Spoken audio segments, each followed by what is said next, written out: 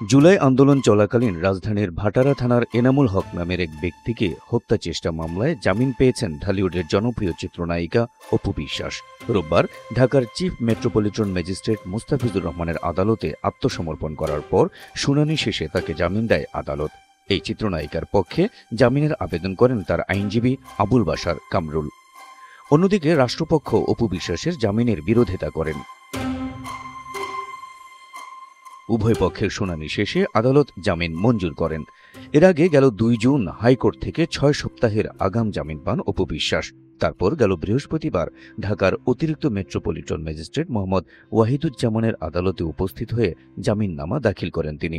মামলার বিবরণী থেকে জানা যায়, গেল বছরের ১৯ জুলাই ছাত্র আন্দোলনের সময় ভাটারা থানার সামনে অবস্থান নেন আন্দোলনকারীরা। এই সময় তাদের উপর গুলি চালানো হলে এনামুল হকের পায়ে গুলি লাগে। পরে সাবেক প্রধানমন্ত্রী ও আওয়ামী লীগ সভানেত্রী শেখ হাসিনা সহ ২৮৩ জনের নাম উল্লেখ এবং অজ্ঞাতনামা ৩০০-৪০০ জনের বিরুদ্ধে ঢাকার সিএমএম আদালতে মামলাটি করেন এনামুল হক। মামলায় অপু বিশ্বাস, নুসরাত ফারিয়া, ভাবনা, অভিনেতা জায়েদ খান সহ ১৭ জন তারকাকেও আসামি করা হয়। তাদের বিরুদ্ধে অভিযোগ, এসব অভিনেতা অভিনেত্রীরা বৈষম্য বিরোধী আন্দোলনের বিপক্ষে অবস্থান নিয়ে আওয়ামী লীগের অর্থের যোগানদাতা হিসেবে কাজ করেছেন।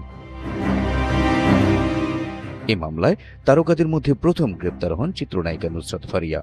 ১৮ মে গ্রেপ্তার হওয়া এই চিত্রনায়িকা দুদিন পরই জামিনে মুক্তি পান।